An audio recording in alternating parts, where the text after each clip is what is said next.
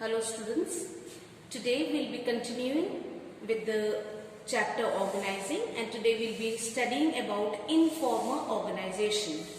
Now what is an informal organization? It's a network of social and personal relations which are formed within the formal organization and that arise spontaneously when people associate with each other. That is, when people interact with each other spontaneously, when you feel related to a particular person or when you feel comfortable in the presence of a particular individual, then it gives rise to a network of relations, and that is termed as social relations that are formed is termed as the informal organization. Examples of that can be the people who are associated with literature or theatre or sports in an organization. When they meet together, form clubs and meet together outside their normal working hours, then the informal organization arises. In the normal way, when we talk of, we can say informal organization arises when friendship occurs between people who are associated formally in an organization. Now features: first, it is formed spontaneously. It is not deliberately created by management. A formal organization we studied is deliberately created by the top management, but an informal organization arises spontaneously when people interact with each other. Second, it is formed within the formal organization, or it exists within the formal organization. Unless a formal organization is there, informal organization in the organization is not possible. So, the existence of informal is dependent on the formal. The third is standards of behavior. The standards of behavior, or the way people interact with each other, is not a set of rules and regulations, but from the group norms, whatever is permitted in the group. According to that, the standards of behavior are established among the people. Fourth, there is no specified form of communication. There is no scalar chain to be formed. There is no rules and regulation. There is no superior subordinate. Any individual can interact with anyone. Fifth, there is no definite structure or form. That is, it is not formed on the basis of you cannot form an organization structure in an informal organization. It is formed because of a complex network of social relationship. My friend is someone else's friend, and that friend is someone else's friend. A group of friends getting together forms an informal organization.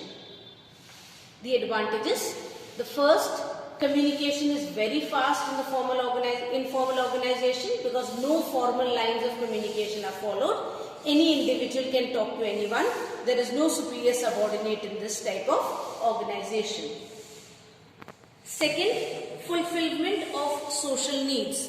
One of the disadvantages of the formal organization was that people were treated like machines. Their social needs were not looked after.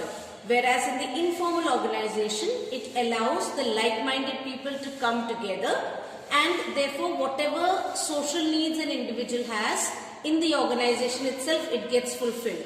So a person is satisfied with the work, and therefore job satisfaction is enhanced when informal organization is there. Third, fills the inadequacies of formal organization.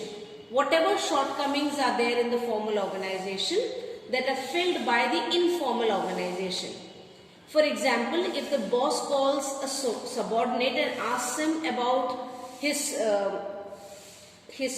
whatever his opinion is about a new policy, the subordinate may not give an exact answer or correct answer because he fears that the boss will take it in a negative way if he goes against whatever the boss is proposing. Whereas the correct reaction can be found out in the informal organization, because when friends meet together, when policies are discussed or whatever, the exact reaction, or you can say the correct reaction to that particular policy, is brought forward in an informal organization. Along with the advantages, there are certain disadvantages. The first is rumors spread very easily in the informal organization. And when rumors spread easily, the informal organization becomes disruptive. That is, it disturbs the process of fulfillment of organizational goals.